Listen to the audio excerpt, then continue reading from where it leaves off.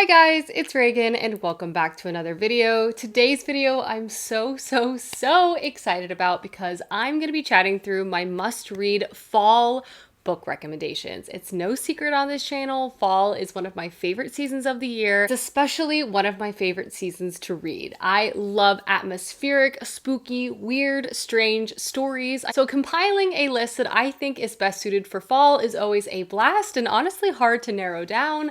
That being said, I have 7 fantastic books I think are perfect pickups for the fall season. So without further ado, let's go ahead and dive right in. First book I'm going to be chatting about is a very recent release and also a book I myself just finished reading, and it was not only a perfect book that I loved so dearly, but in my opinion, the best time of year to pick it up is right now because it is a dark academia story. And that book is Babel by R.F. Kuang. This book is just incredible from page one. It is a historical fiction story, dark academia book with a dash of fantasy, and it is riveting immediately. But if you're not familiar, this book opens in 1826 and we're introduced to our main character, Robin. Robin is an orphan and he's brought over from China to London by a very mysterious professor at the beginning of the story. Once he is brought to London, he's basically raised in isolation and begins to have very intense training in languages, particularly Greek and Latin, as well as continuing his knowledge on English, Cantonese, and Mandarin, all in preparation for him to one day be inducted into the University of Oxford and join this very prestigious translating guild that resides there named Babel. Fast forward a bit, we follow Robin as he begins to get settled into university. He begins his training as a translator at this very powerful guild, but once he begins to learn more of the inner workings of this place, he begins to realize the connection of language and translation as a way to not only support but to uphold Great Britain's colonial pursuits, and in helping them might also indirectly or very directly hurt his motherland. From there, Robin is very torn and you see him kind of fall into rebellion, more specifically student rebellion, and the story just sort of takes off from there. This book is intense from page one. It's so well written and just perfectly combines so much historical references, scholarly references throughout this entire story. It actually has footnotes, which I think R.F. Kuang utilizes so well.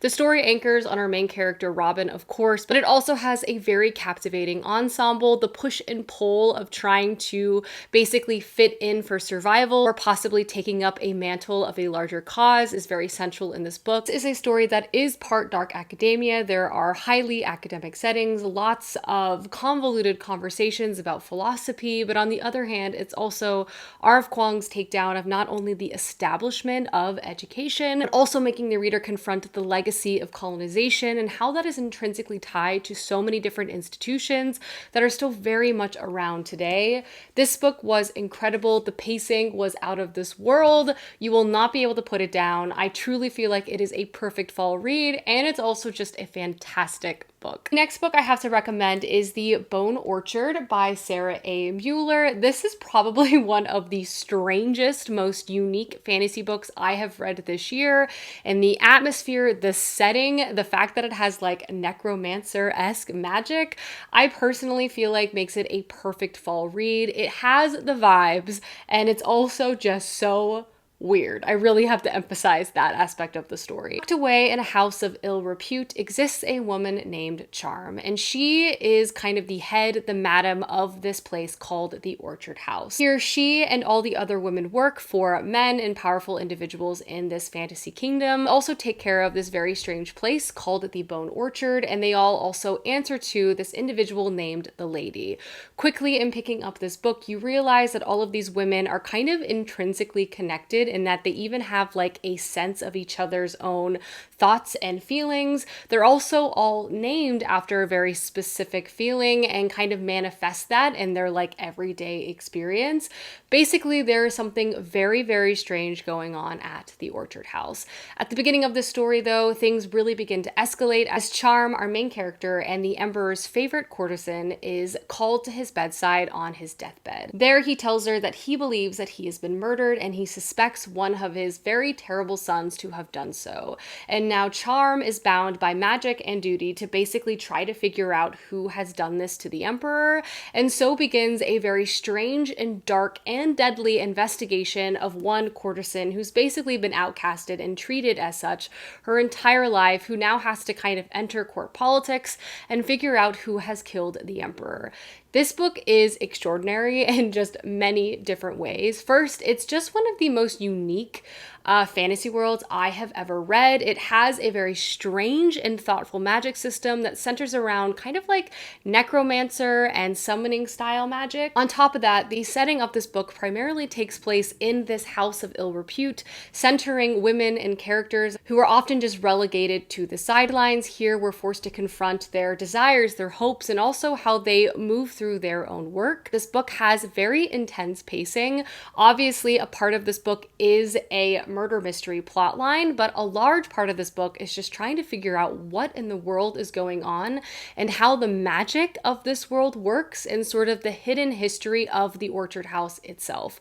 This book I wouldn't say is for everyone, but if you love very weird, very convoluted, and original fantasy stories, this could be a great one to pick up. It's also a standalone, and just the vibes are absolutely off the chart. There are quite a few trigger warnings as this is a darker story, so be sure to check that out before reading. But if you want a beautiful, lyrical, very bizarre fantasy book, this is a great one to check out this fall. The next book I have to recommend is Velvet Was the Night by Silvia Moreno Garcia. This wouldn't be a recommendations video if I didn't think of some way to sneak in one of this author's books, because I love them so much. Because this is a slow burn noir style story set in the 70s in Mexico City. This is a great book this fall to pick up if you're interested in a more thriller, detective leaning story, but I also feel like the literary elements of this really elevate the entire experience. This story centers our two main characters, Maite and Elvis. Both of them are kind of unlikely main characters, and both of them are not really equipped to try to solve a murder mystery. Maite is a daydreaming secretary. She kind of has this very imaginary world she kind of wraps herself in. She loves reading her romance novels, she loves buying records, and she kind of has expectations that her life should be grander and more over the top than it really is. She also is kind of obsessed with her next door neighbor, who is beautiful and mysterious in all the ways that Maite feels that she is not. So when her neighbor goes missing, Maite kind of finds herself trying to figure out what happened, and also seemingly decides to get more and more entrenched in a very dangerous mystery. The other main character is Elvis, and he has kind of found himself in a life of crime.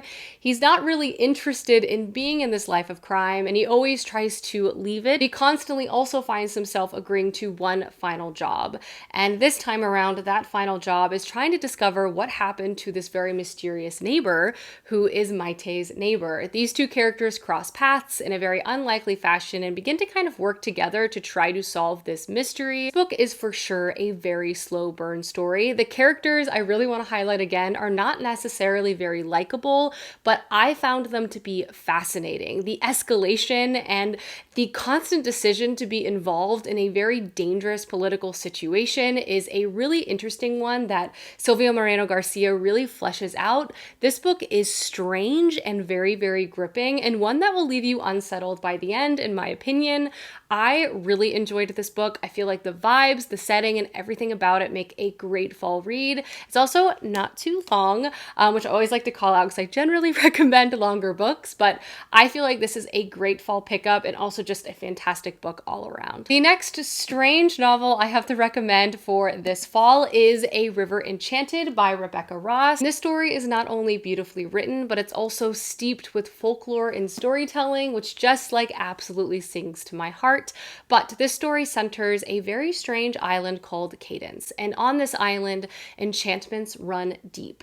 Magic sort of fills all the crevices of this place, very wild and unpredictable magic at that. This island is populated with many people, but many generations ago, there was a significant conflict, kind of resulting in a curse, has divided the island ever since. On one side of the island, the land is lush, growing what any inhabitant would need to survive, full of food and livestock and anything one could imagine.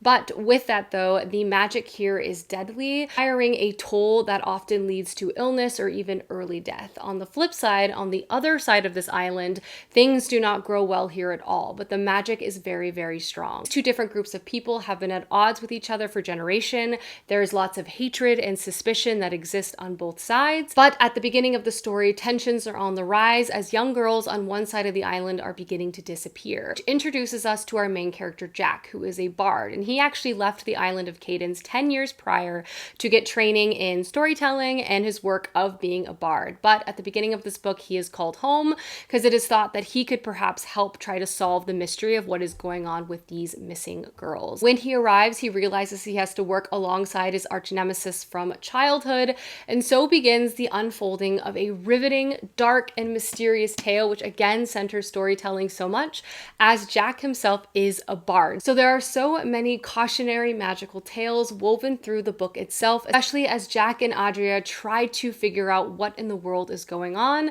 This book is actually also multi-POV, and it's full of so many characters you will fall in love with. It's wonderfully written. I think this series is going to be a duology. Book one absolutely captivated me, swept me away, and also left me shaking by the end of it. I can't wait for the next book to come out. But if you love atmosphere, if you love stories that center stories, this is a fantastic read to check out. Speaking of a weird sort of folklore fairy tale leaning story, the next book I have to recommend is Nettle and Bone by T. Kingfisher.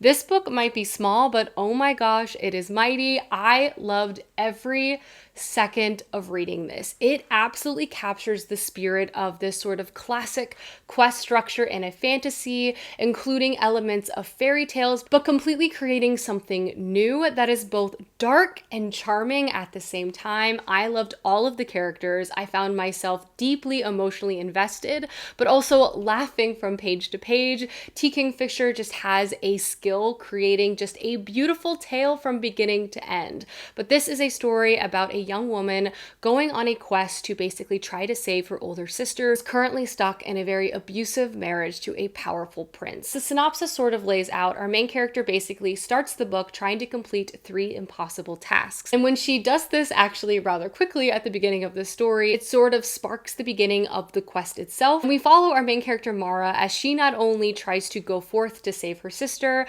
but also sort of picks up a motley crew along the way, from a witch who can summon dead spirits, to a fairy godmother, to a dog made of bones, to a knight who has been trapped in a fairy kingdom for years. The book is just delightful and dark and just full of so much emotion as well. If you love like really classic sort of fairy tale leaning stories, this is a great book to pick up. I loved this. It kind of gave me the vibe of like a stop motion movie. I could not put it down. I literally read it in like one day. It's not long at all. And I need to read more books by this author because I love her writing style. I love her vibe, and the atmosphere of this just screams fall. And the next book that is on my list is another weird dark fantasy read, surprise, and that is Mrs. Death by Selena Godin. If you want another bizarre atmospheric leaning story, this is the perfect book to pick up. It is a literary feat and also centers a personified main character of Death herself. Mrs. Death is exhausted. She has been working tirelessly for a millennia, doing her job, that is collecting and shepherding dead souls into the afterlife. But Mrs. Death is also completely underappreciated. She is a Black working class woman, and she basically just toils until the end of time, people not only wanting to avoid her, but also not really recognizing her existence at all. Till one day she runs into Wolf Woolgard. Wolf Woolgard is a writer who is obsessed with the concept and the person that is Death. He ran into Mrs. Death many years ago as a child, and ever since then he has been focused on trying to capture her essence, her stories, and one day she decides to sit down and begin to tell her stories as a way to kind of unburden herself. But this book is anything but straightforward. Structurally, from chapter to chapter, the writing style style changes. This is a very intense story that definitely focuses very heavily on death, and that's something I want to shout out. But all the different angles and the experiences that this author kind of puts us through as she explores this concept, this person that is death, it is riveting and will absolutely sweep you away. This book structurally is one of the most unique books I have read. Oftentimes it feels a bit like a fever dream. You're shifting from all of these different stories death our main character has experienced. You also shift in and out of Wolf Wolgard's perspective as well, and slowly their experiences seem to become very, very intertwined, and it's very difficult to kind of tell them apart in a very fascinating way, in my opinion. This book has so many different writing styles. It also has poetry throughout it too. It's truly beautifully written. It's a study on the idea of death, on the person of death, and I thought it was very, very successful. It's a dark book, it's a strange book, but I feel like the atmosphere and the topic really makes it well suited for the fall, in my opinion, and honestly, one of the most original books I have ever read. And the very last book I have to recommend for you to read this fall is The Atlas 6 by Olivier Blake. The second and final book is actually coming out this fall, so I feel like it's a perfect time to catch up and read the first one. This is also a dark academia fantasy read full of really pompous and powerful people trying to destroy one another to become a part of a secret society. A setup that I think just screams not only the fall semester, but just like great atmosphere, great vibes all around, and this is so entertaining you will not be able to put it down. But to backtrack a little, let me tell you what this book is about. Each decade in this world, 6 invitations are sent out to 6 very powerful individuals to join the Alexandrian Society, which is a very mysterious but very wealthy group of magicians that has existed through time to protect the Alexander Library, but also protect a bunch of powerful political interests throughout the ages. In this book, we actually read from all 6 different points of view as they accept these invitations for their own particular reasons, begin to work together, fight against each other, but ultimately the catch is only 5 can actually make it in the end, and 1 must die. I found this book to be absolutely riveting because 1, I feel like Olivier Blake captured the dark academia setting so well. All these convoluted conversations about science and math and humanity were just really interesting to read along. Everyone is incredibly flawed and very dynamic in their own way, which I feel like also just makes the vibe great. I love when there is kind of pompous people, very broken, twisted academia setting, and this book has that in spades. I also feel like structurally how this book is written, and because we read from all 6 different points of view, it's very unclear exactly who is the main character and how this book is going to end up, making the plot and pacing impossible to put down. I also really enjoyed that all of these characters are kind of at the top of their own individual magical field. So while there is a lot of training, it's more seeing our characters push themselves to the absolute limit. This book had so many twists and turns and a larger, very dark and mysterious plot at play. It really fed to me like all of my favorite parts of like dark academia fantasy. It was entertaining, explosive, and I can't wait for the next book in this series. Alrighty guys, those are 7 books that I think would make perfect fall reads. Let me know down below some books you have read recently that you think would be great for the fall, as I would love to know. And I will see you soon with another video soon. Goodbye!